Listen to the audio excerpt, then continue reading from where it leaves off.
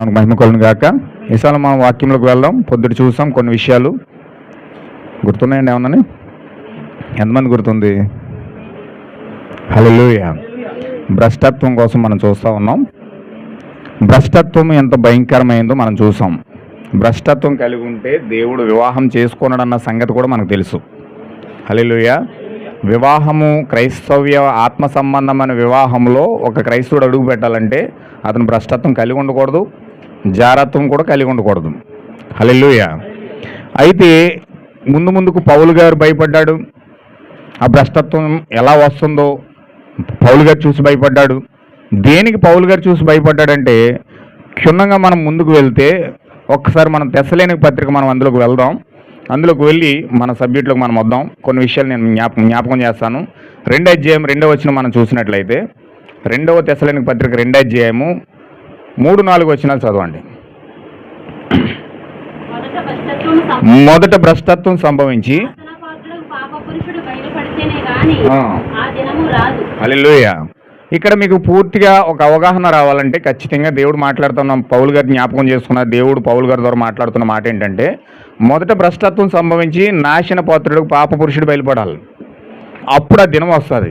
ఇప్పుడు ఆ పాప పురుషుడు ఎలా ఉన్నాడంటే కింద 4వ వచనంలో చెప్తా ఉన్నాడు, చదవండి. ఏది దేవుడు అనబడునో, ఏది పూజించబడునో దానంతటిని కూడా ఎదిరిస్తూ దానికంతటికి పైగా వాడు తన్ను తాను హెచ్చించుకుంటూ తాను దేవుడునని తన్ను కనుపరుచుకుంటూ అదనమాట. ఇప్పుడు ఎక్కడ కూర్చున్నాడు వాడు? దేవుని ఆలయంలో కూర్చున్నాడు. దేవుని ఆలయంలో కూర్చుని దేవుణ్ణి ఆరాధించవలసిన సమయంలో యేసుక్రీస్తు ఆరాధించబడాలి. కానీ యేసుక్రీస్తుని ఆరాధించకుండా వీడికి వీడే ఆరాధించుకునేటట్లుగా ప్రజలను చేసుకున్నాడు. దేవుడు నాకు మహిమ కలుగును గాక. ఎంతమందికి అర్థమవుతుందన్నమాట? ఇప్పుడు వాడు ఎలా ఉన్నాడు? దేవుని ఆలయంలో ఎలా ఉన్నాడు? దేవుని ఆలయంలో వాడు ఎలా కూర్చున్నాడు? ఖచ్చితంగా మనం కొన్ని విషయాలు గమనించాలి. ఏది దేవుడు అనబడునో, ఏది పూజించబడునో దాని అంతటిని కూడా ఎదిరిస్తూ వాడు తానే దేవుడిగా దేవాలయంలో కూర్చున్నాడు. ఇది చాలా ప్రమాదకరమైన అంశం. కోటాను కోట్లకి చర్చిలకు వెళ్తున్నారు. కోటాను కోట్ల చర్చిలు ఉన్నాయి. ఎక్కడ పడితే అక్కడ పాస్టర్లు ఇస్తూ ఉన్నారు, చర్చిలు కడతా ఉన్నారు. రకరకాల ఒక చర్చికి ఒక పేరు పెట్టుకుంటూ ఉన్నారు. గ్రామానికి 4 చర్చిలు ఉంటా ఉన్నాయి. అయితే అసలు ఆ చర్చిలో దేవుడు ఉన్నాడా, దెయ్యం ఉందా అన్నది మనం గమనిస్తే ఇక్కడ బైబిల్ పౌలు గారు స్పష్టంగా మాట్లాడుతున్నాడు. ఎవ్రీ చర్చిలో ఖచ్చితంగా దెయ్యము కూర్చుని ఉన్నాడు. ఇప్పుడు ప్రతి క్రైస్తవుడు ప్రతి ఆదివారం చర్చికి వెళ్ళంటే సాతానికి సలాం కొట్టి వస్తున్నాడట. అంటే చర్చికి వెళ్ళి దేనికంటే సాతానికి సలాం కొట్టడానికి. ఇప్పుడు చర్చిలో సాతానుండి వాడే దేవుడిగా చాలామంది అవుతున్నాడు. వాడి దేవుడిగా ప్రజెంటేషన్ చేస్తూ ఉన్నాడు ప్రజలకి. వీరు కూడా మనోనేత్రాలు వెలిగించబడకుండా గుడ్డివారై యుగ సంబంధమైన దేవత వారిని గుడ్డివారిని చేయటం వలన దెయ్యమే దేవుళ్ళ కనబడుతున్నాడు వాళ్ళకి. దేవుడు నాకు మహిమ కలుగును గాక. ఫోన్లు అని చెప్పి స్విచ్ ఆఫ్ చేసేసుకోండి, నాకు చాలా డిస్టర్బెంట్ అయిపోతుంది. దేవుడు నాకు మహిమ కలుగును గాక. ఎంతమందికి అర్థమవుతుందండి? భ్రష్టత్వం అనగా అర్థం ఏంటంటే దేవుడు ఉండవలసిన ప్లేస్లో దెయ్యం ఉంది. అది అసలైన భ్రష్టత్వం. ఏమైనా వింటున్నారా? అర్థమవుతుంది కదండి. భ్రష్టత్వం అనగా దేవుడు ఉండవలసిన ప్లేసులో దెయ్యం ఉన్నది. దెయ్యం ఆ స్థానాన్ని ఆక్రమించింది. ప్రతి మనిషి దేవుడి మీద పొందుకోవాలని, దేవుడిని ఆరాధించాలని, దేవుడిని కనపరచాలని, దేవుడు మన హృదయంలో ఉండాలని ప్రతి మనిషి కూడా ఆశపడుతూ ఉన్నాడు. కానీ లోపల ఉండింది ఎవరంటే దెయ్యమే ఉన్నది, కానీ దేవుడిలాగా నటిస్తున్నాడు. దేవుడు నాకు మహిమ కలుగును గాక. అయితే వాస్తవంగా ఇక్కడ జరుగుతున్నది ఏంటంటే, అక్కడ తెస్సలోనికీ పత్రిక 2వ అధ్యాయం 2వ వచనంలో ఆ యొక్క పాప పురుషుడు ఎలా బయటపడాలి. ఇప్పుడు ఆ దెయ్యము లోపల ఉన్న చర్చిలో ఉన్న దెయ్యం బయటపడాలి. చర్చిలో ఉన్న దెయ్యం బయటపడితేనే కానీ ఇక్కడ దెయ్యం ఉన్నదన్న సంగతి విశ్వాసం గుర్తించలేడు. దేవుడు నాకు మహిమ కలుగును గాక. అందుకే దేవుడు ఏం చేశాడంటే ఆ దెయ్యాన్ని బయలుపరచడానికే దేవుడు ఈ కాలంలో 7 ముద్రల గ్రంథం తెరిచాడు. ఎంతమందికి అర్థమవుతుందన్నమాట? అసలు చర్చిలో దెయ్యం ఎలా ఉంది? పాస్టర్ ఏమో తెల్లగా కనబడతాడు, తెల్లంగి వేసుకుని కింద దాకా పైదాకా చక్కగా కండువలు వేసుకుంటాడు. పరిశుద్ధుడు అంటే ఇలా ఉండాలి, పాస్టర్ అంటే ఇలా ఉండాలని ఒక ఎగ్జాంపుల్ పూర్తిగా చూపిస్తాడు. దేవుడు ఒకప్పుడు అలా ఉండేవాడేమో అనుకుంటారు ఇలాంటి వ్యక్తులను చూసి. అంత అద్భుతంగా మనిషి కనపడతాడు. యేసుక్రీస్తు అలాంటి వ్యక్తులు పట్టుకుని ఏమన్నాడు, మీరు సున్నం కొట్టిన సమాధులారా అని పిలిచాడు. హల్లెలూయా. ఆ తెల్లంగీలు వేసుకుని అక్కడ నిలబడి ఒకటి పరిశుద్ధంగా దేవుడు మిమ్మల్ని దీవించునుగాక అని పలుకుతున్న సమాధానకర్తలతో దేవుడు స్వయంగా యేసుక్రీస్తు ఏం పలికాడంటే సున్నం కొట్టిన సమాధులారా అని పిలిచాడు. సున్నం కొట్టిన సమాధులు అంటే ఎలా ఉంటాయంటే పైకి తెల్లగా చాలా అందంగా కనబడతాయి, కానీ లోపల కుళ్ళిపోయిన పేగులు, కుళ్ళిపోయిన ఎముకలు, మొత్తం భయంకరంగా క్రూరత్వం అంతా కూడా లోపల ఉంటుంది. హల్లెలూయా. అంటే పైకి మనిషి తెల్లగానే కనపడుతున్నాడు, కానీ లోపల ఉన్నది మాత్రం కపటం, ద్వేషం, అసూయ అన్ని సమస్తం లోపలనే ఉంది. పైకి మాత్రం చాలా తెల్లగా కనపడుతున్నాడు. అయ్యో పాస్టర్ గారు అంటే ఈయన అన్నట్టుగా ఉన్నాడు. దేవుని మహిమ కలుగును గాక. అయితే ఇక్కడ దెయ్యము ఏ విధంగా మనకు కనపడుతుందంటే, మనం తిమోతి పత్రికలో చదివాం. దేవుని మహిమ కలుగును గాక. 1వ తిమోతి పత్రిక 4వ అధ్యాయం మొదటి నుంచి చదవండి.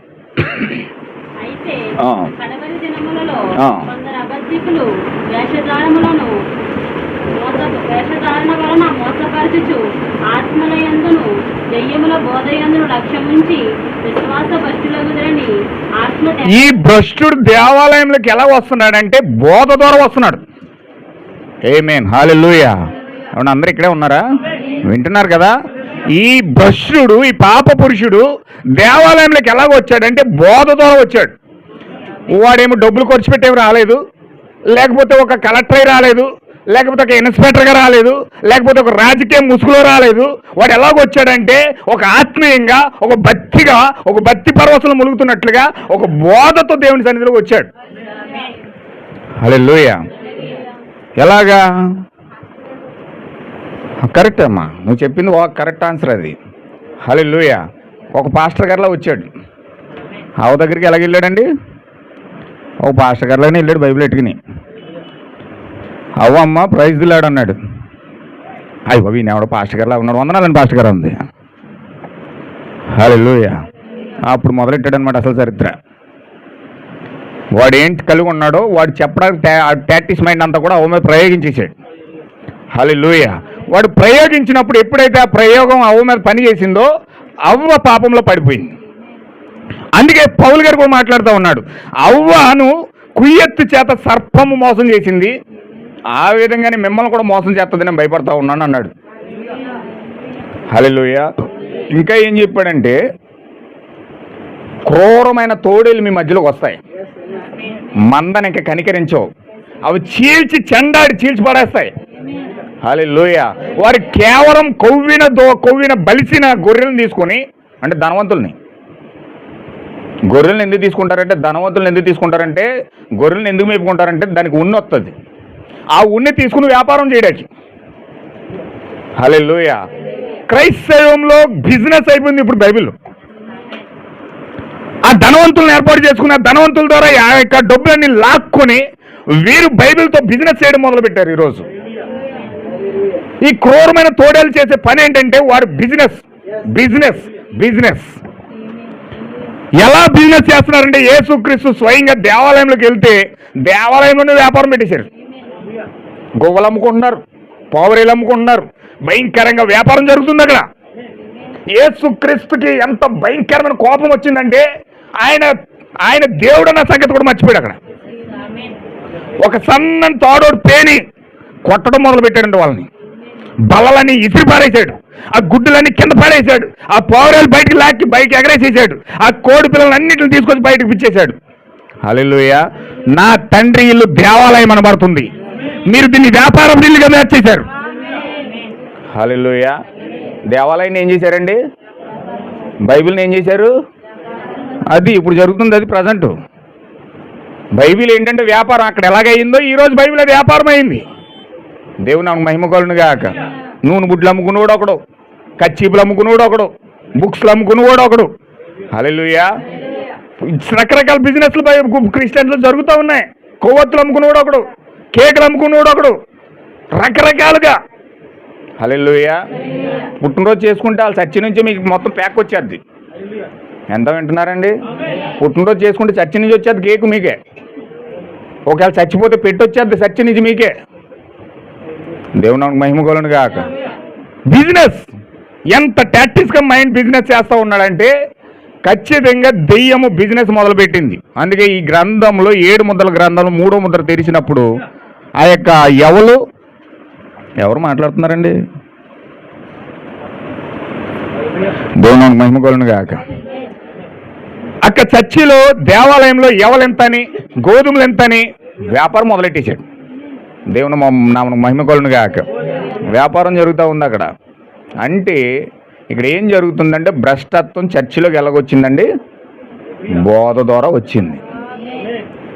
ఎంతమందికి అర్థమవుతుందండి? మీరు బాగా మైండ్లో దాన్ని ఫీడ్ చేసుకోండి. భ్రష్టత్వం సంఘంలోకి ఎలా వచ్చిందండి?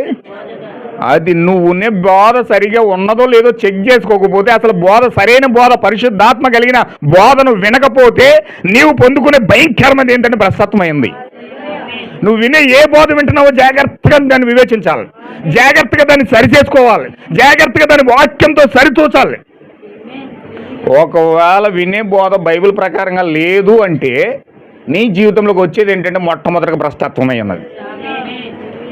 అంటే బోధ నీకు ఆశీర్వాదం తీసుకొస్తుంది, బోధ నీకు పరిశుద్ధాత్మ తీసుకొస్తుంది, బోధ నీకు భ్రష్టత్వం తీసుకొస్తుంది.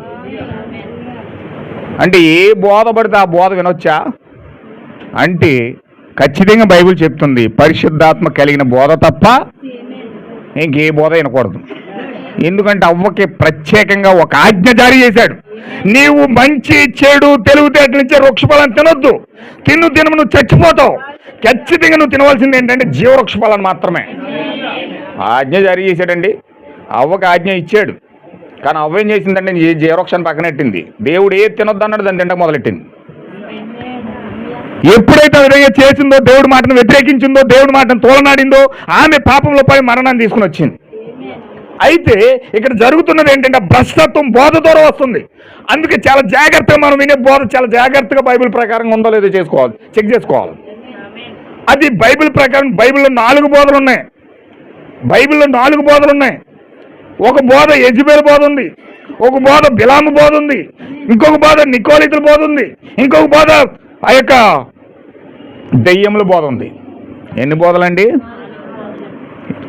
దెయ్యాల బోధ, నికోలితుల బోధ, బిలాము బోధ, యెజబెలు బోధ. దెయ్యాలు బోధిస్తాయా? ఖచ్చితంగా బోధిస్తాయి. ఎలా బోధిస్తాయంటే ఒక శరీరం ధరించుకుని దెయ్యం వచ్చి వాక్యం చెప్తుంది. దానికి ఒక శరీరం కావాలి. ఇక్కడ మా పాస్టర్ లాగానే ఉంటాడు, కానీ లోన ఉన్న దెయ్యం బోధిస్తుంది అన్న సంగతి గుర్తించాలి. దేవుని నామమునకు మహిమ కలుగును గాక. పాస్టర్ లాగా నుంచి ఉంటాడు, కానీ లోన ఎవడు బోధిస్తున్నాడో తెలియాలి. ఆ లోన బోధించేవాడు బైబిల్ ప్రకారంగా ఉన్నాడో లేదో చెక్ చేసుకోకపోతే ఆ బోధించేవాడు ఎవడో తెలుస్తుంది నీకు. దేవుని నామమునకు మహిమ కలుగును గాక. అర్థమవుతుందండి? అందుకే సాతాను యొక్క బట్టలు ఇప్పేసాడు 7 ముద్రల గ్రంథం తెచ్చి. ఈ కాలం యొక్క ప్రవర్తి ఏం చేశాడంటే సాతాను యొక్క బట్టలు ఇప్పేసి ఆయన బహిరంగంగా చూపించాడు. దిగంబరిగా వాడు ఎలా ఉన్నాడో చూపిస్తున్నాడు. వాడు ఏమై ఉన్నాడంటే సాక్షాత్తు దేవుడిగా నటిస్తూ ఒక క్రూరత్వం కలిగి దెయ్యము పోలే ప్రజలను లీడ్ చేస్తూ ఉన్నాడు. దెయ్యాల బోధ ఉంది, యెజబెలు బోధ ఉంది, నికోలితుల బోధ ఉంది, బిలాము బోధ ఉంది. ఈ 4 బోధల్లో నుంచి 45,000 రకాల సంఘాలు వచ్చేసాయి. ఎన్ని సంఘాలు వచ్చినాయండి? 45,000. జీడిఎం అని, క్యాథలిక్ అని, మెథడిస్ట్ అని, చర్చ్ ఆఫ్ క్రైస్ట్ అని, హెబ్రోన్ అని, రకరకాల సంఘాలు. ఎన్ని సంఘాలు అంటే 45,000 రకాల సంఘాలు ఉన్నాయి. దేవుని నామమునకు మహిమ కలుగును గాక. ఏమైనా వింటున్నారా? మిమ్మల్ని మెలుగు చేయవలసి వస్తుంది నేను. ఎందుకంటే ఇక్కడ 45,000 రకాల సంఘాలు 4 బోధల నుంచి వచ్చినాయి. ఈ 45,000 రకాల సంఘాలన్నీ కూడా 4 బోధల్లో ఏ సిద్ధాంతాలు అయితే కలిగి ఉన్నారో ఆ సిద్ధాంతాలు కలిగి ఉంటారు. హల్లెలూయా. చూడండి, దెయ్యముల బోధ అంటే విశ్వాస భ్రష్టత్వాన్ని తీసుకొస్తాయి అన్నమాట. విశ్వాస భ్రష్టత్వాన్ని ఎలా తీసుకొస్తాయంటే బైబిల్లో ఉన్నది ఒకటి, వాళ్ళు చెప్పేది ఒకటి. హల్లెలూయా. బైబిల్లో ఉన్న దానికి వ్యతిరేకంగా చెప్తూ ఉంటారు. బైబిల్లో ఉన్న దానికి వేరేగా వాళ్ళు ప్రసంగించి బైబిల్ నుంచి తప్పిస్తారు. నికోలితుల బోధ అంటే అర్థం ఏంటంటే పెత్తనాలు, ఒకరి పైన ఒకడు పెత్తనాలు. ఇక్కడ పాస్టర్ ఉన్నాడు అనుకోండి, పాస్టర్ ఉంటాడు, ఈ పాస్టర్ కింద పెద్ద ఉంటాడు, ఆ పెద్ద కింద ట్రస్టీ ఉంటాడు, ఆ ట్రస్టీ కింద ఆ యొక్క మెంబర్స్ ఉంటారు. ఇక్కడ పాస్టర్ ఉంటాడు. ఈ పాస్టర్ పైన బిషప్ ఉంటాడు. ఈ బిషప్ పైన కార్డినల్ ఉంటాడు. ఆ కార్డినల్ పైన ఆర్చ్ కార్డినల్ ఉంటాడు. ఆ కార్డినల్ పైన పోపు ఉంటాడు. హల్లెలూయా. అంటే పోపు కార్డినల్ చెప్తే, కార్డినల్ ఆర్చ్ కార్డినల్ చెప్తే, కార్డినల్ ఏమో బిషప్ చెప్తే, బిషప్ ఏమో పాస్టర్ చెప్తే, పాస్టర్ ఏమో విశ్వాసాలు చెప్పి పెద్ద చెప్తే, పెద్ద సంఘాన్ని చెప్తాడు. అంటే ఒక విషయం రావాలంటే ఎక్కడి నుంచి రావాలి? పోపు దగ్గర నుంచి రావాలి. చాలా జాగ్రత్తగా వినండి సుమా. చాలా జాగ్రత్తగా మీరు కొన్ని విషయాలు పట్టుకోవాలి. ఈ రాత్రి ఖచ్చితంగా దేవుడు మీతో ఏదో మాట్లాడాలనుకుంటున్నాడు. దేవుడు నాకు మహిమ కలుగును గాక. అయితే ఇక్కడ పాప పురుషుడు ఎవరంటే మొట్టమొదటిగా ధర్మ విరోధ పురుషుడు. ఆ ధర్మ విరోధి, ఆ పాప పురుషుడు, ఆ భ్రష్టుడు ఎవరంటే నేరుగా లూసిఫర్ అయి ఉన్నాడు. వాడు పరలోకంలో నుంచి పడిన లూసిఫర్. వాడు పరలోకంలో నుంచి పడిన లూసిఫర్ మానవ అవతారం ఎత్తాడు. ఆ మానవ అవతారం ఎత్తి ఇప్పుడు ఎలా ఉన్నాడంటే ఒక మనిషిని రూపంలో ప్రపంచాన్ని ఏళ్తా ఉన్నాడు. వాడు ఒక బోధ ప్రపంచానికి పంపించాడు. దేవుని నామమునకు మహిమ కలుగును గాక. ఏమన్నా వింటున్నారా? కొంచెం జాగ్రత్తగా మీరు పట్టుకోవాలండి. ఖచ్చితంగా వాడు ప్రపంచానికి ఒక బోధ పంపించాడు. ఆ బోధను ప్రపంచానికి డెలివరీ చేస్తూ ప్రపంచాన్ని ఒక మనిషి రూల్ చేస్తున్నాడు. ఎవరండి? అమెరికా, లేకపోతే రష్యా, లేకపోతే ఏ మనిషి అంత బలవంతుడు? ప్రపంచాన్ని రూల్ చేసే బలవంతుడు ఎవరు? ఆ ప్రపంచాన్ని రూల్ చేసే అంత ట్యాక్ట్ మైండ్ కలిగి ఉన్న వ్యక్తి ఎవరు? హల్లెలూయా. దేవుని నామమునకు మహిమ కలుగును గాక. ఒక్కసారి ప్రకటన గ్రంథం 17 అధ్యాయం తీద్దాం. ప్రకటన గ్రంథం 17 అధ్యాయం మొదటి నుంచి చదవండి. ఆ 7 పాత్రలు పట్టుకొని ఉన్న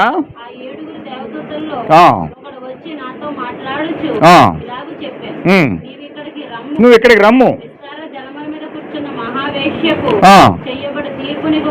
నీకు కనుపరిచేదను. చూడండి, ఆమె ఎవరండి? భూరాజులు వ్యభిచరించారంటే అదొక వేశ్య. సీజ్ ఏ హార్లెట్. ఆమె ఒక వేశ్య. ఆ వేశ్య రాజులందరితో కూడా వ్యభిచారం చేస్తూ ఉంది. దేవుని నామమునకు మహిమ కలుగును గాక. ఏమైనా వింటున్నారా? చాలా జాగ్రత్తగా గమనించాలి సుమా. స్త్రీ అనగా ఎవరండి?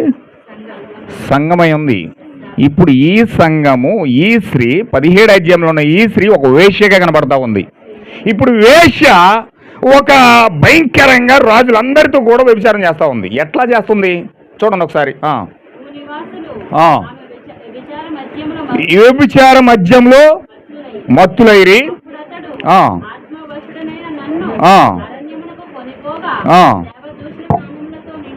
నిండుకొని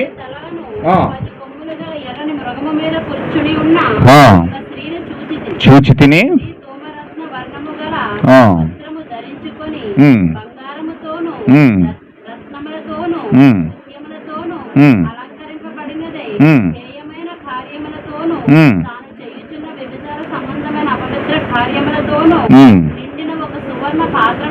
ఇప్పుడు పొద్దున్నుంచి చెప్పిన అసలైన భ్రష్టత్వం ఇక్కడ కనపడుతుందా మీకు? ఉదయం నుంచి చెప్పిన భ్రష్టత్వం అంతా ఈ సిరీలో కనపడుతుందా మీకు? హల్లెలూయా. ఇప్పుడు ఈమె ఎంత భయంకరంగా వ్యభిచార సంబంధమైన మద్యాన్ని పట్టుకుని ప్రపంచానికి పోస్తూ ఆమె ఆ మద్యాన్ని మత్తిలిపోతున్నారు భూరాజులందరూ కూడా. దేవుని నామమునకు మహిమ కలుగును గాక. భూరాజులందరూ కూడా వ్యభిచార మద్యంతో మత్తిల్లిపోయి భయంకరంగా తూలిపోతున్నారు. అంత భయంకరమైన మద్యం పోస్తుంది ఆమె. ఇప్పుడు ఆమె ఎవరు, ఎలా ఉన్నదంటే అక్కడ 2వ వచనం మనం చదివితే, భూరాజులు ఆమెతో వ్యభిచరించిరి, భూనివాసులు ఆమె వ్యభిచార మధ్యలో మత్తులైరి, ఆత్మవశుడనై ఉన్న నన్ను అరణ్యమునకు కొనిపోగా దేవదూషణ నామములతో నిండుకొని ఎర్రని మృగం మీద కూర్చుండి ఉన్నా. అంటే ఒక స్త్రీ ధూమ్ర రక్త వర్ణాలు ధరించుకొని ఒక ఘట సర్పం మీద, ఒక మృగం మీద కూర్చొని, ఈమె 7 తలలు ఉన్నాయంటే ఈమెకి 7 తలలు కలిగి 10 కొమ్ములు కలిగి ఆ యొక్క ఎర్రని ఘట సర్పం మీద కూర్చుని మధ్యాహ్నం వస్తుందంట ఈమె. దేవుని నామమునకు మహిమ కలుగును గాక. ఏమన్నా వింటున్నారా? 17 అధ్యాయం 9వ వచనం చదవండి. 17 అధ్యాయం 9వ వచనం. ఇందులో జ్ఞానము గల మనసు కనపడును. దానికి కొంచెం అర్థం చెప్పాడు చూడండి. దానికి కొంచెం అర్థం చెప్పాడు. 7 తలలు ఏంటో కాదు కానీ 7 కొండలంట. ఏంటండి అయ్యి? 7 కొండల మీద కూర్చుని ఈ యొక్క 7 తలలు కలిగిన మృగము 7 కొండల మీద కూర్చుని, ఒక సంఘం 7 కొండల పైన ఉన్నది. ఆ 7 కొండల మీద కూర్చుని ప్రపంచానికి మద్యం సరఫరా చేస్తూ ఉంది. ఏమన్నా వింటున్నారా? ఒక స్త్రీ 7 కొండల మీద కూర్చుని, స్త్రీ అనగా సంఘమై ఉంది. ఆ సంఘము 7 కొండల మీద కూర్చుని ప్రపంచానికి మద్యము సరఫరా చేస్తూ ఉందన్నమాట. ఆ మద్యం ఏదో కాదు కానీ ఆ మద్యమే బోధ ఉన్నది. ఇప్పుడు ఆమె ప్రపంచానికి ఒక బోధ ఇస్తుంది. ఆ బోధను పట్టుకొచ్చి ప్రపంచానికి ఇచ్చి 7 కొండల మీద కూర్చుని ప్రపంచానికి సరఫరా చేస్తుంది. ఆ బోధ ఏంటి? ఆ బోధ, ఆమె ఇచ్చే బోధ ఏంటి? ఆమె ఇచ్చే బోధ వలన ప్రపంచం ఎలా మత్తిల్లిపోతుంది. దేవుని నాకు మహిమ కలుగును గాక. ఆమె ఒక బోధ ఇస్తుంది. ఆ బోధ ద్వారా ప్రపంచంలో భూరాజులు అంటే ప్రధానమంత్రులు అందరూ అనమాట, ప్రెసిడెంట్స్ అందరూ అనమాట, మొత్తం అందరూ కూడా మద్యం మత్తిలిపోతున్నారట. దేవుని నాకు మహిమ కలుగును గాక. 10 కొమ్ములంటే కింద రాయబడి ఉంది 10 రాజ్యాలు. 10 కొమ్ములంటే ఏంటండి? ప్రపంచాన్ని 2 భాగాల కింద విడగొట్టారు. ప్రపంచాన్ని 2 భాగాల కింద 5 పశ్చిమ రాజ్యాలు, 5 తూర్పు రాజ్యాలు. 5 తూర్పు రాజ్యాలకేమో ఆ యొక్క రష్యా ప్రాతినిధ్యం వహిస్తూ ఉంటే, 5 పశ్చిమ రాజ్యాలకి అమెరికా ప్రాతినిధ్యం వహిస్తూ ఉంది. దేవుని మహిమ కలుగును గాక. పశ్చిమ రాజ్యాలన్నిటికీ ప్రాతినిధ్యం వహించేది అమెరికా, తూర్పు రాజ్యాలన్నిటికీ ప్రాతినిధ్యం వహించేది రష్యా. అందుకే తూరు రాజును గూర్చి మీరు విచారించుడు అని చెప్పి బైబిల్లో రాయబడతా ఉంది. తూరు రాజు ఎవరండి?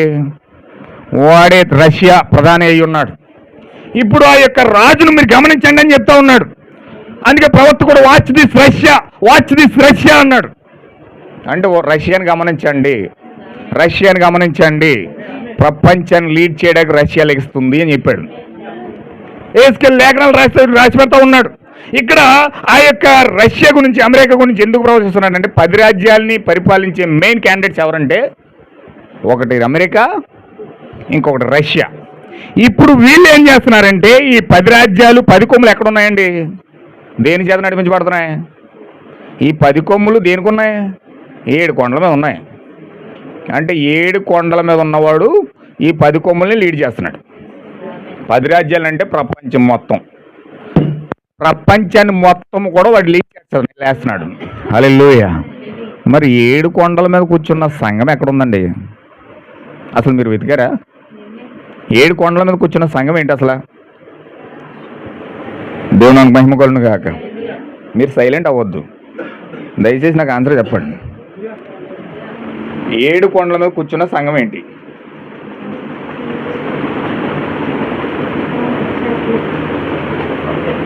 మనకి 7 కొండలు ఉన్నాయి తిరుపతిలో. 7 కొండలు ఉన్నాయండి, కానీ అది క్రైస్తవ సంఘం కాదు. హల్లెలూయా. అమెరికాలో 7 కొండలు ఉన్నాయి, అది కూడా క్రైస్తవ సంఘం కాదు, అదొక ఎడారి. కానీ ప్రపంచం మొత్తం వెతికితే ఆ 7 కొండలు ఎక్కడ ఉన్నాయంటే వాటికన్ సిటీలో ఉన్నాయి. వాటికన్ సిటీలో ఉండి, వాటికన్ సిటీలో 7 కొండలు ఉన్నాయి. 7వ కొండ పైన ఆ యొక్క మిస్టర్ జాన్ పాల్ పోప్ అనే వ్యక్తి ఒక పెద్ద మందిరం కట్టుకొని ఆ కొండ పై నుంచి ప్రపంచానికి బోధ ప్రత్యుత్పత్తి చేస్తూ ఉన్నాడు. దేవుని మహిమ కలుగును గాక. ఇంతకీ ఏమున్నాయి బోధలో?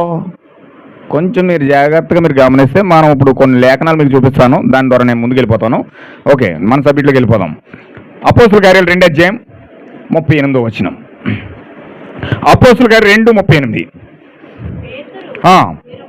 మీరు మారు మనసు పొంది పాప క్షమాపణ నిమిత్తము ప్రతివాడు కూడా ప్రభు అయిన యేసుక్రీస్తు నామంలో బాప్తిజమం పొందుడి.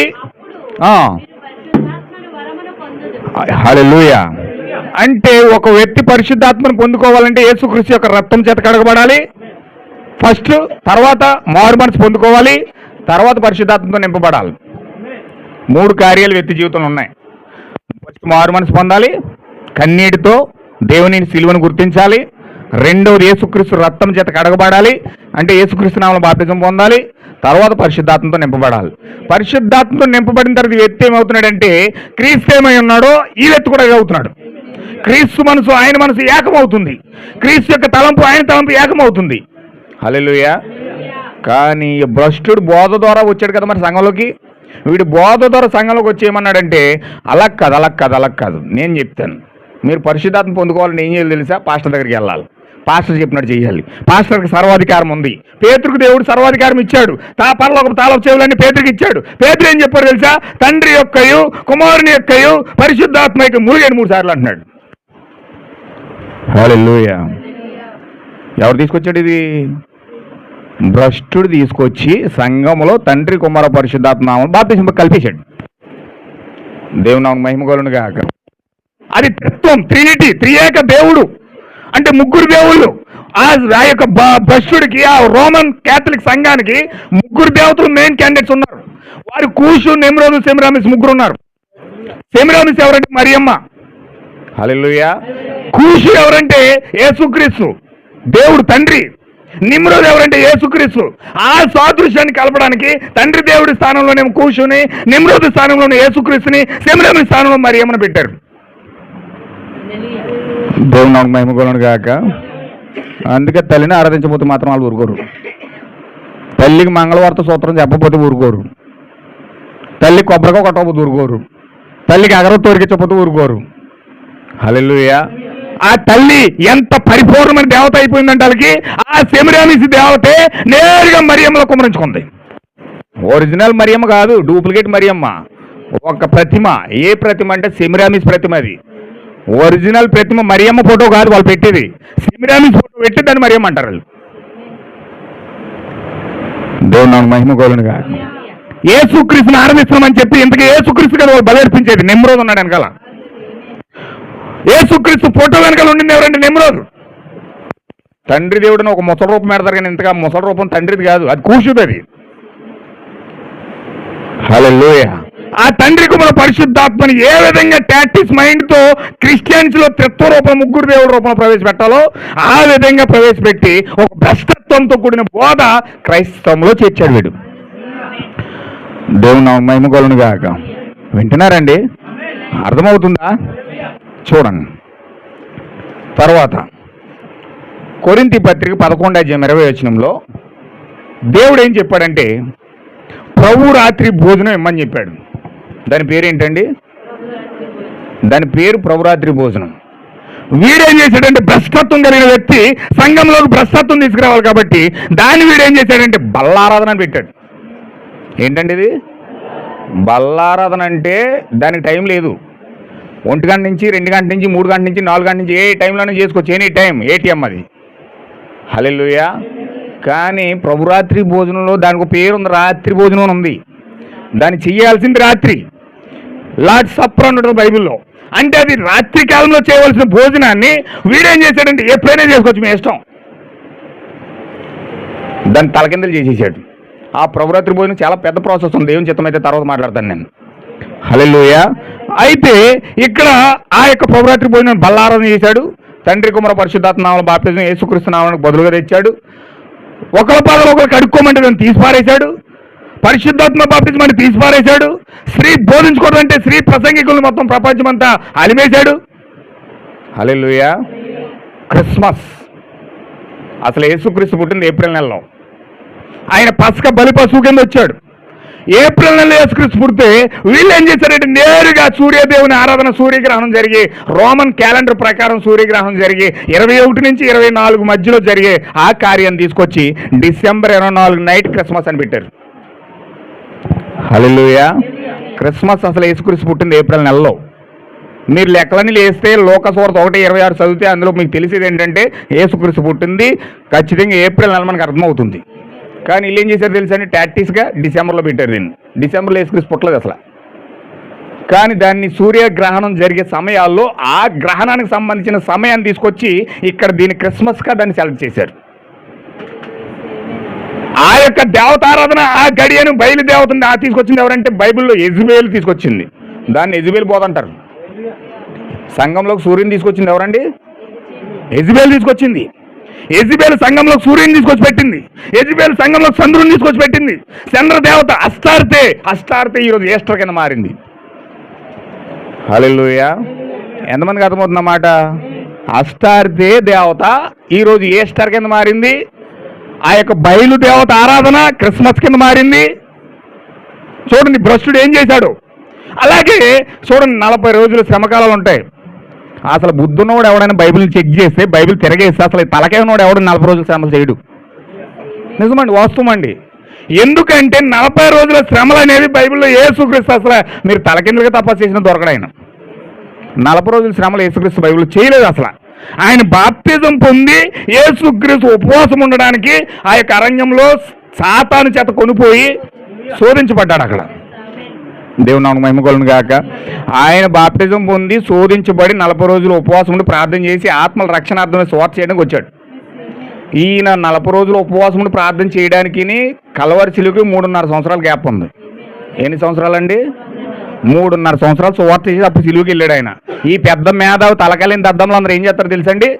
ఆ సిలువకి వెళ్ళే ముందు 40 రోజులు ముంగటెట్టి ఏడ్చి ఏడ్చి ఏడ్చి గుడిపాయలు సిలువ ఎక్కిచ్చేసి ఆదివారం లేపేస్తారు. క్రైస్తవునికి ఎంత కర్మ పట్టిందో చూడండి. ఏమ్మా అంటే మేము క్రైస్తవులమండి, మేము చర్చికి వెళ్తామండి, మేము ప్రార్థనా పరువులండి, మేము పాటలు పాడతామండి, నేను ఆ సీడీలో పాడాను, ఈ సీడీలో పాడాను, అది చేశాను, ఇది చేశాను. నేను గొప్ప చెప్పమంటాను, గొప్పలు చెప్తారు. కానీ చేసేది మాత్రం ఏం చేస్తున్నారు? కనీసము ఆలోచించే నైతిక జ్ఞానం కూడా ఈరోజు మనుషులకు లేకుండా పోయింది. దేవుని మహిమ కలుగును గాక. 40 రోజులు ఆయన సిలువకి వెళ్ళే ముందు అసలు చేయలేదు. కానీ ఈరోజు క్రైస్తవులు 40 రోజులు చేయడానికి గల కారణం ఏంటి తెలుసా? అసలు నిమ్రోజుకి 40 మంది భార్యలు ఉన్నారు. ఈ 40 మంది భార్యలు నిమ్రోజు చచ్చిపోతే 40 మంది 40 రోజులు ఏడ్చారు వాడి కోసం. ప్రలాప దినాలు అనమాట అవి. ఆ ప్రలాప దినాలు 40 రోజులు ఏడిస్తే వీళ్ళు ఏం చేశారంటే ఆ 40 రోజులు పట్టుకొచ్చి క్రైస్తవులు పెట్టేశారు. 40 రోజులు ఉపవాసం చేశారు, యేసుక్రీస్తు మీరు శ్రమకాలం చేసిండి అని చెప్పి అందులో పెట్టేశాడు. దేవుని నామమునకు మహిమ కలుగును గాక. అందుకే ఈరోజు మనకి 40 ఉంది, హిందువులకి 40 ఉంది, ముస్లింలకి 40 ఉంది. వాళ్ళు 40 రోజులు మాలేస్తారు, వీళ్ళు 40 రోజులు తెల్ల బట్టలు వేస్తారు, వీళ్ళు నల్ల బట్టలు వేస్తారు, వాళ్ళేం పచ్చ బట్టలు వేస్తారు. అంతే తేడా. దేవుని నామమునకు మహిమ కలుగును గాక. ఎంతమందికి అర్థమవుతుందన్నమాట? చూడండి ఎంత టాక్టిక్స్ మైండ్తో పట్టుకొచ్చి సాతానుడు భ్రష్ట మనసు అంతా తీసుకొచ్చి క్రైస్తవులను చొప్పించాడు. చూడండి ఆ విధంగా చొప్పించి 40 రోజులు పెట్టాడు. భస్మ బుధవారాలు పెట్టాడు, మట్లాదివారం పెట్టాడు. ఎక్కడ ఉందండి మట్లాదివారం? మట్లాదివారం ఎక్కడుందండి? అదొక మట్లాదివారం అంట. వీళ్ళు పెట్టుకున్న ఆదివారం అది మట్లాదివారం. దేవుని నామమునకు మహిమ కలుగును గాక. అది మట్లాదివారం అంటే ఎంత భయంకరమైన దినమంటే అది. ఏమైనా వింటున్నారా? ఎవరు డిస్టర్బ్ అవ్వద్దు. మట్లాదివారం అంటే యేసుక్రీస్తుని ఏం చేశారంటే వాళ్ళు ఆయన గాడిద మీద ఎక్కి రావాలి. జక్రియా ఏం ప్రవచించాడని నీ దేవుడు సాత్వికుడే దీన మనసు గలవాడే గాడిద మీద ఎక్కువ వస్తాడని చెప్పాడు. ఆయన అలాగే యెషయా ప్రవచించినట్లుగా గాడిద పిల్లని ఎక్కువ వస్తుంటే వీళ్ళు ఏతాకులు పట్టుకుని బట్టలన్నీ పరిచేసి హోసన్నా జయం హోసన్నా జయం అంటున్నారు. హల్లెలూయా. ఏంటిది హోసన్నా జయం అంటున్నారు కానీ వస్తున్నది యేసుక్రీస్తు, వస్తున్నది మెస్సయ్య అన్న సంగతులు గుడ్డు కొనులు తెరవబడలా. ఈ గుడ్డు కన్నులు తెరవబడకుండా గుడ్డితనముతో హోసన్నా జయం అంటున్నారు కానీ దేవుడు వచ్చాడన్న సంగతి తెలియదు. అదే గుడ్డితనం ఈరోజు మట్లాదివారం చేసి ఆ గుడ్డితనంతోనే హోసన్నా జయం అంటున్నారు కానీ బైబిల్ మొత్తం మనోనేత్రాల్లో మూసేశాడన్న సంగతి ఈరోజు క్రైస్తవులకు అర్థం కావట్లేదు. దేవుని నామమునకు మహిమ కలుగును గాక. వాళ్ళు ఏ నోటితో హోసన్నా చేయమన్నారో అదే నోటితో సిలువేయండి అని కూడా అరిచారు. దేవుని నామమునకు మహిమ కలుగును గాక. అంత దేవుడని వాళ్ళు గుర్తించేస్తే, అంత ప్రభువుని గుర్తించేస్తే మరి సిలువేయండి అని ఎందుకు కేకలేశారు వాళ్ళు? దేవుని నామమునకు మహిమ కలుగును గాక. ఏమన్నా వింటున్నారు? అర్థమవుతుందా? ఇక్కడ 7 కొండల వాడు పంపించే మధ్యం ఏంటంటే తండ్రి కుమార పరిశుద్ధాత్మ బాప్టిజం, బల్లారాధన, భస్మ బుధవారం, 40 రోజుల శ్రమల కాలాలు, హల్లెలూయా, క్రిస్మస్లు, లెంటి దినాలు, ఈస్టర్లు, ఈ యొక్క బల్లారాధనలు, స్త్రీలు బోధించే అధికారులు ఇవ్వడం, నికోలితలు చేయడం, పెత్తనాలు చేయడం, ఒకరి మీద ఒకరు పెత్తనాలు చేయడం, బిలామిజం అంటే విగ్రహాలకు అర్పించిన వాటిని తినడం, హల్లెలూయా, జారత్వం చేయడం నేర్పించాడు బిలాము. ఆ జారత్వం చేయడం, జారత్వం అంటే అర్థం ఏంటి తెలుసండి? చూడండి నేను చెప్తాను. బిలాము యొక్క సిద్ధాంతం ఏంటంటే జారత్వం. జారత్వం అంటే అర్థం ఏంటంటే మీకు పొద్దుట చెప్పాను. ఏం చెప్పాను గుర్తుందండి? భర్తను కాదని వేరొక పురుషుడితో వెళ్తే జారత్వం అది. దేవుని నామమునకు మహిమ కలుగును గాక. ఈ రోమన్ క్యాథలిక్ సంఘం ఏం చేసింది తెలుసండి? ఒక పాస్టర్ని ఒక సంఘానికి పంపించి ఒక 4 సంవత్సరాలు ఆయన కంటిన్యూ చేయంటారు. 4 సంవత్సరాలు ఆయన కార్యక్రమం అక్కడ చేసి 4 సంవత్సరాలు కంటిన్యూ అయిపోయిన తర్వాత, ఆ 4 సంవత్సరాలు అయిపోయిన తర్వాత అతను ఏం చేస్తారు? గవర్నమెంట్ స్కూల్ ట్రాన్స్ఫర్ చేసినట్టు ట్రాన్స్ఫర్ చేస్తారు. వాళ్ళని గవర్నమెంట్ స్కూల్ ట్రాన్స్ఫర్ చేసినట్టు ట్రాన్స్ఫర్ చేస్తారు. ఇప్పుడు సంఘానికి భర్త ఎవరండి? సంఘానికి భర్త ఎవరు? పాస్టర్ అయి ఉన్నాడు. సంఘానికి భర్త పాస్టర్ అయి ఉన్నాడు. ఇప్పుడు ఈ భర్త యొక్క బీజాన్ని తీసుకుని, ఆ యొక్క విశ్వాసాన్ని తీసుకుని సంఘం ఎదగాలి. దేవుని మహిమ కలుగును గాక. సంఘం ఎక్కడ ఎదుగుతుందంటే, సంఘం ఎప్పుడు పరిశుద్ధాత్మ పొందుకుంటుందంటే, కేవలం స్త్రీ పరిశుద్ధాత్మను పొందుకోవాలంటే, పరిశుద్ధాత్మ జీవం పొందుకోవాలంటే భర్తలో నుంచే పొందుకోవాలి. వేరే ఆధారం లేదు. ఒక స్త్రీ ఆమెకు జీవకణం కావాలంటే భర్త దగ్గర నుంచి రావాలి. అలాగే ఒక విశ్వాసి పరిశుద్ధాత్మ పొందుకోవాలంటే పాస్టర్లో నుంచి రావాలి. పాస్టర్లో పరిశుద్ధాత్మ ఉంటేనే ఆ సంఘానికి పరిశుద్ధాత్మ వస్తుంది. వీళ్ళేం చేస్తారు తెలుసండి? 4 సంవత్సరాలు ఇక్కడ కంటిన్యూ చేయించేసి ఇంకో 4 సంవత్సరాలు ఇంకో సంఘాన్ని మార్చేస్తారు. దేవుని మహిమ కలుగును గాక. మరి సంఘానికి భర్తగా ఉన్నవాడు ఇంకో సంఘానికి భర్తకి వెళ్ళడానికి ఎలా ఉంటుంది? హల్లెలూయా. ఏమండి, 4 సంవత్సరాలకు ఒకసారి భార్యని మార్చేస్తారు ఎవరన్నా? 4 సంవత్సరాలకు ఒకసారి భార్యని మార్చేస్తారా? మార్చేసే వాళ్ళు ఉన్నారులేండి, అమెరికాలో ఉన్నారు. ఇప్పుడు గంటకోసారి మార్చేస్తారు. పొద్దున పెళ్ళి అవుతే సాయంత్రం విడాకులు చేసుకుంటారు. అది అమెరికా కల్చర్. అది అదే కల్చర్ ఈరోజు ఆత్మీయంగా క్రైస్తవంలో ఉన్నది. వారు ఒక సంఘాన్ని ఎన్నుకుని ఆ సంఘాన్ని బట్టి నడిపించడానికి, ఆ సంఘానికి పరిశుద్ధాత్మ తీసుకోవడానికి బదులుగా సంఘం ఏదో జీతాలు ఇస్తుంది. ఆ జీతం తీసుకొని ఇక్కడ 4 సంవత్సరాలు చేసి, ఇక్కడికి వెళ్ళి ఇక్కడ 4 సంవత్సరాలు చేసి, ఇక్కడ మారి ఇక్కడ ఇంకో 4 సంవత్సరాలు చేసి, అక్కడ మారి, అలాగే వారి జీవితాలంతా కూడా జీతాంతకాలం తిరుగుతూనే ఉంటారు. సంఘాలు. హల్లెలూయా. పాస్టర్లు అలాగే తిరుగుతున్నారు, విశ్వాసులు కూడా అలాగే తిరుగుతున్నారు. దేవుని మహిమ కలుగును గాక. అయితే ఇక్కడ జాగ్రత్త అంటే ఎంత భయంకరమైన సమస్య ఇక్కడ ఏర్పడిందో చూడండి. బిలాము సిద్ధాంతం అది. అంటే బిలాము బోధ అంటే జాగ్రత్త నేర్పించడం, నికోలతుల బోధ అంటే పెత్తనాలు చేయడం, యెజబెల్ బోధ అంటే ఇందాక మనం చూసాం. హల్లెలూయా. మొత్తం అంతా తీసుకొచ్చి పెట్టింది. ఈ బోధలన్నీ తీసుకొచ్చి ఈ యొక్క జాన్ పాల్ పోప్ అనేవాడు ఏం చేశాడంటే క్రైస్తవం మీద రుద్ది వీడు మొత్తం పాపులారిటీ చేసి క్రైస్తవాన్ని విస్తరింపజేశాడు. ప్రపంచమంతా ఎక్కడ ఉందో ఏముందండి? ఇప్పుడు ప్రపంచమంతా రోమన్ క్యాథలిక్ ఉందండి. ఏ సంఘం ఉన్నా లేకపోయినా రోమన్ క్యాథలిక్ మాత్రం ఉంటుంది. దేవుని మహిమ కలుగును గాక. విగ్రహాలు చేసి పెట్టడం, బాలయేసు, పునీత బాలయేసు, పునీత పేతురు గారు, పునీత పౌలు గారు, పునీత ఆంద్రే గారు, అలాగే మొత్తం అందరినీ కూడా తీసుకొచ్చి మొత్తం ఆ చివరి నుంచి చివరికి వాటికన్ సిటీ వెళ్తే మొత్తం చుడురగా విగ్రహాలే. అన్ని విగ్రహాలు, మరియమ్మ విగ్రహం, యేసుక్రీస్తు విగ్రహం, మొత్తం ఆ యొక్క ఆ రోమన్ నగర్లో ఉన్న రోమన్ కాంటినెంట్ చక్రవర్తులందరూ విగ్రహాలు ఉంటాయి అక్కడ. దేవుని మహిమ కలుగును గాక. ఇప్పుడు విగ్రహాలన్నీ తీసుకొచ్చి ప్రపంచానికి సరఫరా చేస్తూ ఉంది.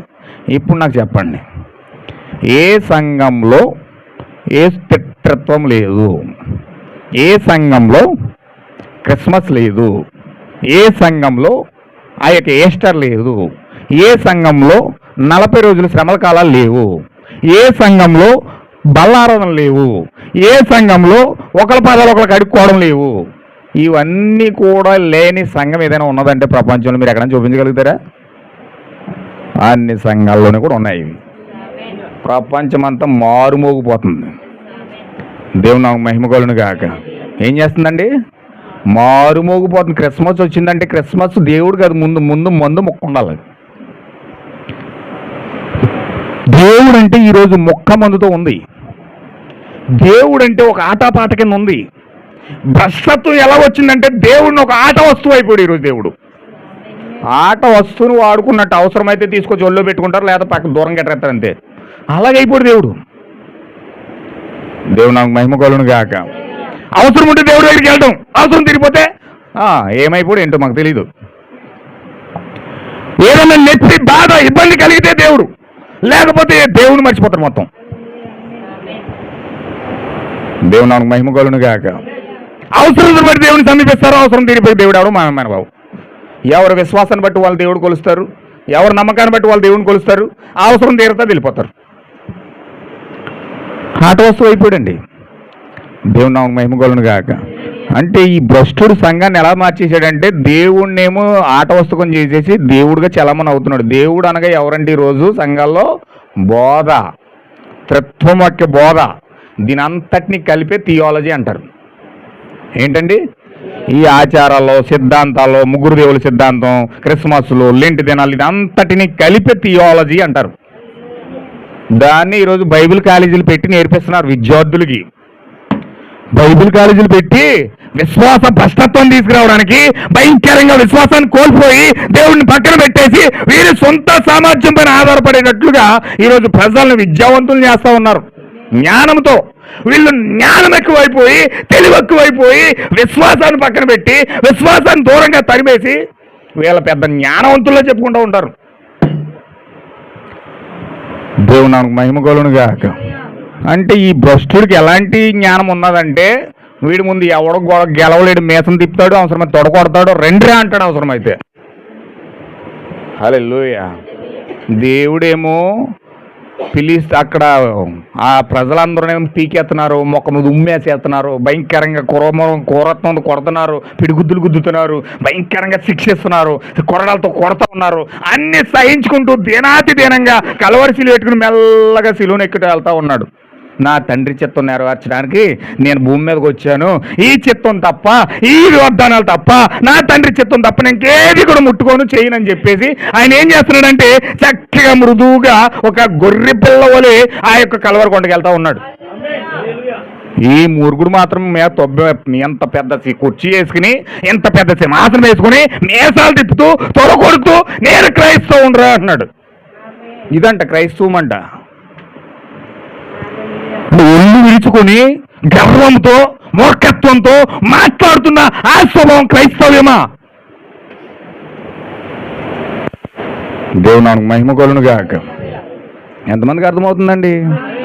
అంటే ఒక మూర్ఖుల్లాగా, ఒక భ్రష్ట మనసు కలిగిన వారిలాగా, భయంకరంగా క్రూరత్వం కలిగిన వారిలాగా, భయంకరంగా ద్వేషం కలిగిన వారిలాగా, భయంకరంగా అసూయ కలిగిన వారిగా మార్చేసి క్రైస్తవం అని కోటింగ్ చేశాడు.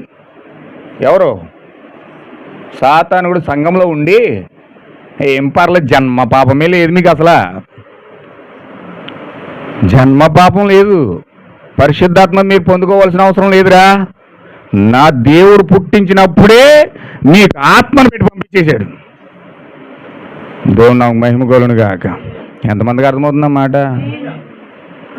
పాపాల పశ్చాత్తాపడవలసిన అవసరం లేదు, నీతి మనలో ఉంది, యథార్థత మనలో ఉంది. దేవుడు మనుషులు యథార్థవంతులుగా చేసేసాడు. ఇంక మనం యథార్థవంతులమే, ఇంక మనం పశ్చాత్తాపడవలసిన అవసరం ఏముంది, బాధపడవలసిన అవసరం ఏముంది, ఏడవలసిన అవసరం ఏముంది, ఏం చేయవలసిన అవసరం లేదు. దేవుడు నాకు మహిమ కలుగునుగాక. భ్రష్టత్వం సంఘాల్లోకి ఎలా వచ్చిందంటే, మనుషులు కనీసం పశ్చాత్తాపడి కలవరిని చూసి ఏడ్చే స్థితి కూడా లేకుండా చేసేసారండి క్రైస్తవులకి. వాళ్ళ కష్టాన్ని చూసి, బాధను చూసి, ఇబ్బందులు చూసి బోర్ని ఆడమంటే ఏడుస్తారు, కానీ దేవుడు కష్టాన్ని చూసి, ఇలువలో పడుతున్న బాధను చూసి ఆడమంటే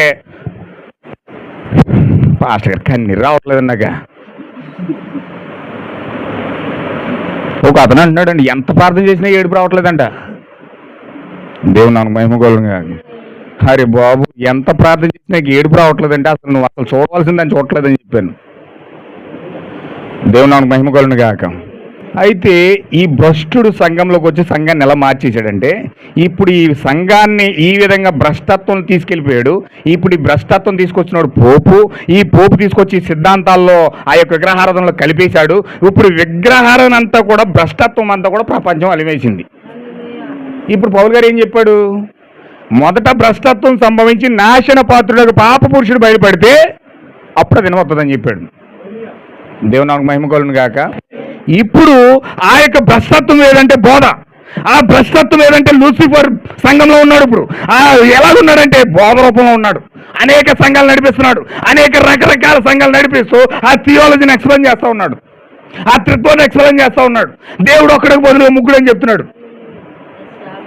దేవుడు నాకు మహిమ కలుగునుగాక.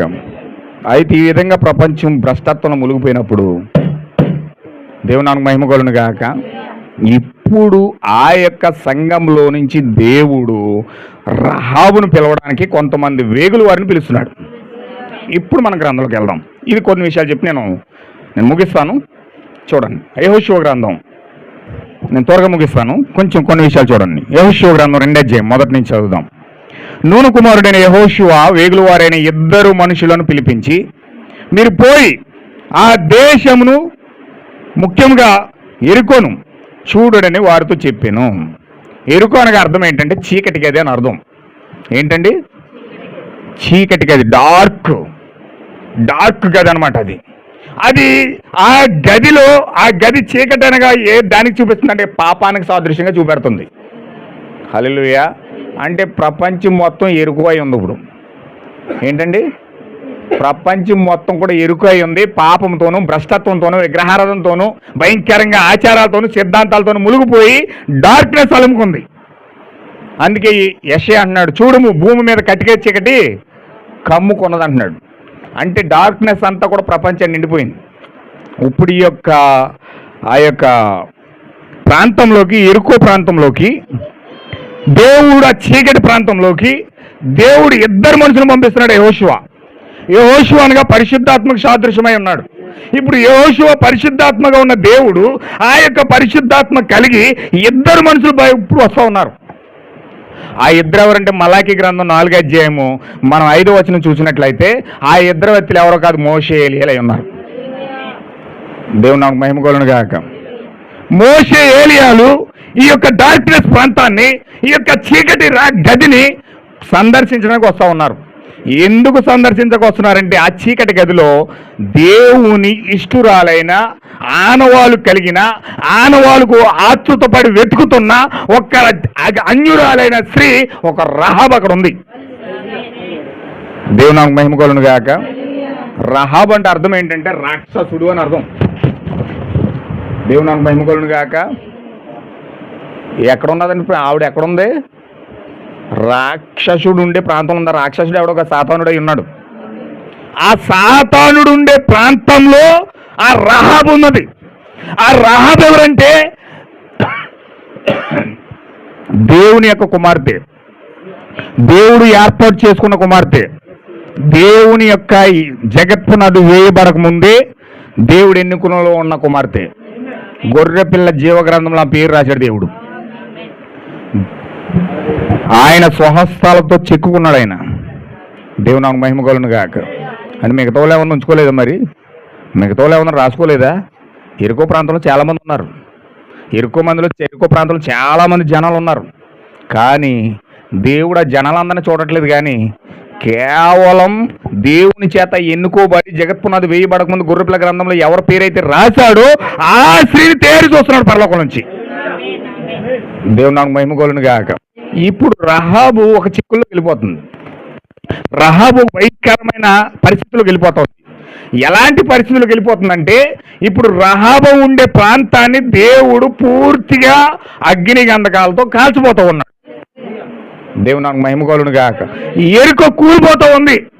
ఎరుకో కూలిపోతుంది. ఎలాగంటే దేవుడు ఎప్పుడైతే ఆ యొక్క యెహోషువను పంపించి ఆ యెహోషువ 7 దేవదూతలను తీసుకొచ్చి 7 సార్లు ఎరుకో గోడల చుట్టూ తిరిగినప్పుడు ఎరుకో గోడలు మొత్తం కూలిపోతున్నాయి. దేవుని నాకు మహిమ కలుగును గాక. ఎరుకో గోడలు ఏమవుతున్నాయండి? 7 దేవదూతలు వచ్చి 7 బోర్లు పట్టుకుని 7 సార్లు తిరిగినప్పుడు ఎరుకో గోడలు మొత్తం కూలిపోతున్నాయి. దేవుని నాకు మహిమ కలుగును గాక. ఈ చివరి కాలంలో కూడా ఈ ప్రపంచం చుట్టూ 7 దేవదూతలు వచ్చి 7 సార్లు తిరిగేశారు. హల్లెలూయా. ధర్మశాస్త్రం అంతా ఏంటండి? ధర్మశాస్త్రం అంతా ఒక నీడ, ధర్మశాస్త్రం అంతా ఒక ఛాయ, ధర్మశాస్త్రం అంతా ఒక ప్రకృతి సంబంధం ఒక ఛాయగా కనపడితే రియాలిటీ ఇంకొకటి ఉంది. అక్కడ ఖచ్చితంగా దేవుడు 7 సార్లు ఎరుకో చుట్టూ తిరిగి ఆ ఎరుకో గోడలు కూల్చేస్తే ఇప్పుడు ప్రపంచమే ఎరుకో అయి ఉంది. ప్రవర్తన ఎందుకు 7 సార్లు తిప్పాడు అనుకున్నారు? ప్రపంచం చుట్టూ 7 సార్లు ఎందుకు తిరిగాడంటే 7 బోర్లు పట్టుకుని 7 సార్లు ప్రపంచం చుట్టూ తిరిగి ఆయన ఎందుకు ప్రకటించాడంటే ఆ యొక్క యెహోషువ గ్రంథంలో ఉన్న సాదృశ్యాన్ని చూపించడానికే దేవుడు 7 సార్లు తిప్పాడు. దేవుని నాకు మహిమ కలుగును గాక. 7 సార్లు తిరిగి తిరిగి తిరిగి ఎందుకు తిరిగాడు తెలిసింది? 7 సార్లు ఆ ఎరుకో ప్రాంతంలో రహాబు ఉంది, ఎన్నుకోబడిన వధువు ఉంది, ఎలక్టెడ్ బ్రైడ్ ఉంది, దేవుని యొక్క భార్య ఉన్నది, దేవుని యొక్క సంఘం ఉన్నది. దేవుని నామమునకు మహిమ కలుగును గాక. ఇన్ని కోట్ల మందిలో అంత ప్రపంచంలో ఆ రకాబునే దేవుడు ఎన్నుకున్నాడంటే నిజంగా ఆవిడ ఎంత కృప పొందుకుని ఉంటుందండి. ఎంత భాగ్యము, ఎంత కృప, ఎంత అదృష్టం ఆ జీవితంలో కలిగి ఉంటుంది. దేవుని యొక్క పేరు, దేవుని యొక్క గ్రంథంలో ఆమె పేరు స్వహస్తాలతో రాసుకున్నాడంటే, ఆమెను ఎంత ప్రేమిస్తున్నాడంటే, ఎంత గౌరవిస్తున్నాడంటే, ఆమె ప్రాణాన్ని కాపాడడానికి దేవుడు వేగుల వారిని పంపిస్తున్నాడు. దేవునికి మహిమ కలుగును గాక. నీవు భయంకరమైన స్థితిలో ఉండి పాపంలో పడి భయంకరంగా ఏడుస్తూ మగ్గిపోతూ ఆ రహాబు వలె ఏడుస్తూ నా కన్నీళ్ళు ఎవరు తుడుస్తారు, నా కష్టాలు ఎవరు తుడుస్తారు, నా బాధలు ఎవరు తుడుస్తారు, నన్ను ఎవరు అర్థం చేసుకుంటారు, నన్ను ఎవరు చూస్తారు, నువ్వు బాధపడుతూ ఒంటరిగా ఏడుస్తుండొచ్చు. దేవుడు నాకు మహిమ కలుగును గాక. కానీ నీ పైన దేవుడు దృష్టి పెట్టాడన్న సంగతి గుర్తుంచుకో. నువ్వు ఏ మూలను దాకున్నా, ఏ పక్కలున్నా, ఏ సందులో ఉన్నా, ఏ దేశంలో ఉన్నా దేవుడు నీ పైన దృష్టి పెట్టాడు. ఆ రహాబును చూచిన కన్నులే ఈరోజు నిన్ను చూస్తున్నాయి. దేవుడు నాకు మహిమ కలుగును గాక. ఎందుకంటే దేవుడు రహాబుని ఎన్నుకున్నాడు, ఎందుకంటే దేవుడు రహాబుని ఏర్పాటు చేసుకున్నాడు, ఎందుకంటే దేవుని యొక్క చిత్తము రహాబు జీవితంలో దేవుడు జరిగించడానికి ఇష్టపడుతున్నాడు ఆయన. అందుకే దేవుడు వేగుల వారిని పంపించి, వేగుల వారు ఏం చేస్తున్నారంటే ఆ వాక్యం చెప్తున్నప్పుడు ఈమెకు అర్థమైంది, ఆ రహాబుకి అర్థమైంది, నాకు ఆనవాళ్ళు కావాలని. దేవుని నామమునకు మహిమ కలుగును గాక. నిజమైన క్రైస్తవుడు అండి వాక్యం వింటా ఉన్నప్పుడు అతనికి ఏం అర్థమవుతుందంటే, నేను దేవుణ్ణి పొందుకోవాలనే ఆలోచన అతనికి వస్తుంది. వినటం వలన విశ్వాసం కలుగుతుంది. ఆ విశ్వాసం క్రీస్తు నిమిత్తం రావాలి. క్రీస్తు నీతో మాట్లాడుతుంటే నీకేమనిపించాలంటే, అవును నీ క్రీస్తుని పొందుకోవాలి, అవును నీ క్రీస్తుని కలిగి ఉండాలి, క్రీస్తులో నేను జీవించాలి, క్రీస్తు మనసు కలిగి నేను కూడా ఉండాలి అనే ఆలోచన నీ జీవితంలోకి వస్తుంది. చూసారా, అది క్రీస్తు మాట్లాడుతున్నాడు నీతో. ఆ యొక్క వేగుల వారు ఎప్పుడైతే ప్రసంగం చేయడం మొదలు పెట్టారో ఈమెకి ఏమర్థమైందంటే, నేను ఆనవాళ్ళు పొందుకోవాలి, నేను గుర్తు పొందుకోవాలి, నేను జీవాన్ని పొందుకోవాలి, యేసుక్రీస్తు యొక్క జీవము నా హృదయంలోకి రావాలి అనే ఆశ కలిగి ఆమె ఏం చేస్తుందంటే వేగుల వారిని అడుగుతుంది, మీరు వెళ్ళిపోతున్నారు కానీ నాకు ఒక ఆనవాళ్ళు కావాలి, నాకు గుర్తు కావాలి. దేవునికి మహిమ కలుగును గాక. ఎంతమంది ఈరోజు వాక్యం విని దేవుడు ఏర్పాటు చేసుకున్నాడు, దేవుని చిత్తం అంతా తెలిసి, అవును ప్రభువా నేను నీ చిత్తంలో ఉన్నాను, నీ ఏర్పాట్లో ఉన్నాను, కానీ నాకు పరిశుద్ధాత్మ కావాలి, నాకు నువ్వు కావాలి, నువ్వు లేకపోతే నేను బ్రతకలేను, నువ్వు ఉంటేనే నేను జీవిస్తాను, నీ ద్వారానే ఆ ప్రయాణం, నీ ద్వారానే నా జీవితం అని ఎంతమంది పరిపూర్ణంగా ఆ రహాబు వలె డెడికేట్ చేసుకుంటారు ఈరోజు. దేవుడు నాకు మహిమ కలుగును గాక. రహాబు అక్కడ డెడికేట్ చేసుకుంది, మంచి నిర్ణయం తీసుకుంది. ఏమని తీసుకుందంటే, నాకు ఆనవాళ్ళు కావాలి, నాకు పరిశుద్ధాత్మ కావాలి. నువ్వు చెప్తున్నావే ఆ దేవుడు ఎలాంటి దేవుడు నాకు తెలుసు. ఆయన సీహోన్ని ఓడించాడు, ఆయన ఓగురు వేడించాడు, ఆయన ఎర్ర సముద్రం చీల్చి ఇశ్రాయేలు ప్రజలందరిని నడిపించిన వాడు. దేవుడు నాకు మహిమ కలుగును గాక. ఆకాశం నుంచి మన్నా తెచ్చినవాడు, సముద్రంలో పూరేలు తెచ్చి మీకు కట్టినవాడు. హల్లెలూయా.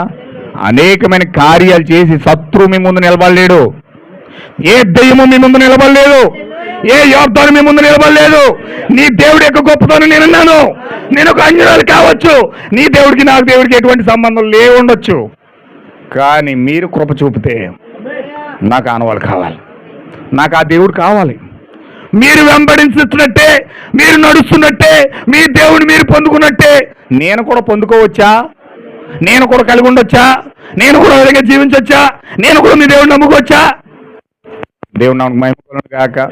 ఆమె ఎంత ప్రాధేయపడుతుందో చూడండి, ఎంత పశ్చాత్తాపడుతుందో చూడండి, ఎంత ఏడుస్తుందో చూడండి, ఎంత నలిగిపోతుందో చూడండి. ఆ భ్రష్టత్వం నుంచి బయటికి రావడానికి ఆమె ఎంతగా తపన పడుతుందో చూడండి. నేను పాపిని, భయంకరమైన ఈ భ్రష్టత్వంలో ఉన్నాను, ఆ భ్రష్టుడు నన్ను భ్రష్టురాలుగా మార్చేశాడు, ఇప్పుడు దీంట్లో నుంచి నేను బయటికి లాగాలంటే ఆయన తప్ప వేరొకడు ఎవడు చేయలేడు. నేను అందరూ బయటపడాలి, ఈ పాపల నుంచి బయటపడాలి, ఈ జీవితం నుంచి బయటపడాలి, ఈ నరకం నుంచి బయటపడాలి, ఈ సోదరు నుంచి బయటపడాలి. నాకు ఆ నరకం నుంచి బయటపడే మార్గం ఒకే ఒక్కడు చేయగలడు, ఆయన ఈ ప్రభువైన యేసుక్రీస్తు మాత్రమే. దేవుడు నాకు మహిమ కలుగును గాక. దయచేసి ఆయన కలిసి కూడా ఒక గుర్తు నాకు ఇస్తారా? ఈరోజు ఎంతమంది అలాగ ఆసక్తి కలిగి ఉన్నారండి? నిజంగా అలాంటి తాపత్రయం ఎంతమందిలో ఉంది? ఆ రహాబు ఒక వేశ్య ఉన్నది, ఆ రహాబు ఒక అంజురాలై ఉన్నది, ఆ రహాబు పూర్తిగా మనకి ప్రాతినిధ్యం వహిస్తూ ఉంది. ఆ రహాబు జీవితమే మంది. దేవుని నామమునకు మహిమ కలుగును గాక. కానీ రహాబు పశ్చాత్తాపడినట్లు ఈ రాత్రి కనుక మీరు పశ్చాత్తాపడగలిగినట్లయితే దేవుడు ఖచ్చితంగా మీకు ఆనవాలు ఇస్తాడు. ఏంటి ఆనవాలు? రక్తమై ఉన్నది. చూడండి, రక్తము ప్రతి చోట వాడుతూ, ఆది కాండం నుంచి ప్రకటన 1 వరకు దేవుడు రక్తాన్ని వాడుతూ ఉన్నాడు. దేవుడు నాకు మహిమ కలుగును గాక. ఆ యోధ తామరిని ఆ యొక్క వెళ్తున్నప్పుడు దేవుడు అక్కడ రుజువు అడిగితే తామర ఏం చేసిందో తెలుసండి? నాకు రుజువు కావాలి. ఏం కావాలి? దారం కావాలి. ఆ తామరికి ఆ యొక్క యోధ ఏం చేశాడంటే దారం ఇచ్చాడు. హల్లెలూయా. ఆ సొలొమోను తన భార్యకి ఏమిచ్చాడంటే ఆ యొక్క దారం ఇచ్చాడు. ఎర్రని దారం ఇస్తూ ఉన్నాడు. దేవుడు నాకు మహిమ కలుగును గాక. ఇజ్రాయేల్కి మరణం నుంచి తప్పించుకోవడానికి దేవుడు ఏం చేస్తున్నాడు? దూరబంధాల మీద ఆ ఎర్రని దారం రాస్తూ ఉన్నాడు. హల్లెలూయా. నువ్వు నేను రక్షించబడ్డాక దేవుడు అని ఎర్రని రక్తమే ప్రభు అని యేసుక్రీస్తు కల్వరిలో కార్చాడు. ఇప్పుడు ఆ కల్వరిలో రక్తము ద్వారానే యేసుక్రీస్తు యొక్క రక్తము ప్రతి పాపము నుండి కడిగి వేస్తుందట. దేవుని నాకు మహిమ కలుగును గాక. రక్తం ఏం చేస్తుందండి? నీ పాపమంతా కడగాలంటే రక్తం నీలోకి రావాలి. కల్వరి పండుగ మీద కార్చిన రక్తం కాదు. ఈరోజు ప్రజలు కల్వరి కొండ పైన ఎక్కువ కార్చిన రక్తాన్ని చూస్తున్నారు. అయ్యో మా దేవుడు రక్తం కాచేసాడే, అయ్యో మా దేవుడు రక్తం కాచేసాడే, నేను మాత్రం టీవీ చూడొచ్చు. అయ్యో మా దేవుడు రక్తం కాచాడే, నేను మాత్రం సినిమా చూడొచ్చు. అయ్యో మా దేవుడు రక్తం కాచాడే, నేను అబద్ధాలన్నీ ఆడేయచ్చు. అయ్యో మా దేవుడు రక్తం కాచాడే, నేను సమస్త కార్యాలన్నీ దుర్నీతి ఎంత జీవించవచ్చు. పై మాట ఏమో రక్తం కాచాడు, ఇక్కడ మాత్రం నీ సొంత జీవితం నీది. ఏంటి కపట నాటకం? ఇది వేషధారను బట్టియా? క్రైస్తవులకు వేషధారా? దేవుని నాకు మహిమ కలుగును గాక. కార్చాడని చెప్పుకొని గంతులేసేది కాదు ఇది. కార్చిన రక్తం నీ హృదయంలోకి రావాలి. కార్చిన రక్తం నీ జీవితంలోకి రావాలి. కార్చిన రక్తం ఆనవాళ్ళ రూపంలో నీ హృదయంలో ఉన్నప్పుడు నీవు క్రీస్తువులు జీవిస్తావు. దేవుని నాకు మహిమ కలుగును గాక. అంతే తప్ప ఏదో గొప్పలు చెప్పుకుని క్రైస్తవుని కాళ్ళు ఎగరేసేది కాదు ఇది. నేను క్రైస్తవుని అలాంటి ఇలాంటి నాకు అది తెలుసు, నాకు ఇది తెలుసు అని గొప్పలు చెప్పుకుని ఎగరడం కాదు పైకి. దేవుని మహిమ కలుగును గాక. క్రైస్తవుడు అంటే ఒక దీనుడై క్రీస్తును ప్రత్యక్షపరిచే వ్యక్తి అయి ఉన్నాడు. అది రావాలంటే ఆనవాళ్ళు మన జీవితంలోకి రావాలి. అది రావాలంటే ఆనవాళ్ళు మన హృదయంలోకి రావాలి. ఎప్పుడైతే ఆనవాళ్ళ కోసం ఆ యొక్క రహాబు పశ్చాత్తాపడి ప్రార్థించి ప్రాధేయపడి ఆ దేవుడి యొక్క గొప్పతనాన్ని అంతా కూడా వివరిస్తుంటే ఆ యొక్క వచ్చిన వేగుల వారు ఏం చేస్తున్నారంటే నీవు ప్రాధేయత, నీ పశ్చాత్తాపము, నీ యొక్క కఠినమైన పరిస్థితులన్నీ, నీ యొక్క ఏడుపు, నీ యొక్క బాధ, నీ యొక్క ఆవేదన, నీ దుఃఖము, నీ కన్నీరు అంతా కూడా దేవుడు చూశాడు. నా పరలోకపు తండ్రి చూశాడు. దేవుడు నీకు ఆనవాళ్ళు దయచేయమని చెప్పాడు నాతో. దేవుడు నా మహిమ కలుగును గాక. ఇప్పుడు ఎప్పుడైతే ఆనవాళ్ళు వాళ్ళు వెళ్ళిపోతూ కిటికీకి దారం కట్టేసి ఆనవాళ్ళు ఇచ్చేసి వాళ్ళు వెళ్ళిపోయారు. దేవుడు నాకు మహిమ కలుగును గాక. ఆ యెహోషువ వచ్చి ఆ 7 బోర్లు పట్టుకున్న 7 సార్లు ఆ ఎరుకో చుట్టూ తిరిగి 7 బోర్లు దిగినప్పటికి ఎరుకో గోళ్ళన్నీ ఊరిపడి పడిపోయి, కానీ ఆ గోడ మీద పైన సురక్షితంగా రహాబు ఇల్లు మాత్రం చాలా క్షేమంగా ఉండిపోయింది. దేవుడు నాకు మహిమ కలుగును గాక. ఈరోజు ప్రపంచంలో అందరూ చచ్చిపోతారు, కానీ నువ్వు మాత్రం సావవు. అక్షయతగా ధరించుకుని మధ్యాకాశంలోకి వెళ్ళిపోతావు నువ్వు. దేవుని నామమున మహిమ కలుగును గాక. ప్రపంచంలో పుట్టిన వాడు గిట్టక తప్పదు, ప్రతి వాడు చచ్చిపోక తప్పదు, ప్రతి వాడు చచ్చిపోతాడు. ఎన్ని కార్యాలు చేసినా, పాల రాతి పైన బ్రతికినా, ఆ యొక్క కొబ్బరి ఆకులు ఇళ్లలో బ్రతికినా, ఎలా బ్రతికినా చచ్చిపోవలసిందే. కానీ యేసుక్రీస్తు నందు విశ్వాసం ఉంచిన వాడు మరణంలో నుంచి జీవంలో దాటేస్తాడు. నా శరీరం తిని నా రక్తం తాగిన వాడు నిత్య జీవం కలవడని చెప్పాడు దేవుడు.